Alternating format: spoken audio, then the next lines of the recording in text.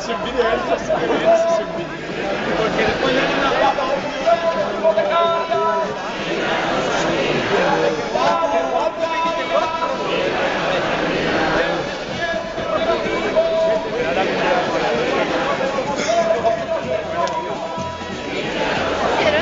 me tengo que brincar.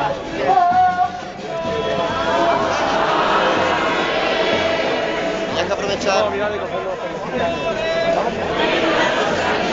De las promesas electorales incumplidas, de la avaricia política desmedida, del dinero público. Aquí al redactor se le ha ido un poco la pluma. Por los que gritan, por los que invitan, por los que piensan, por los que inventan, por los que lo intentan, por los que se lo curran, por los que perduran,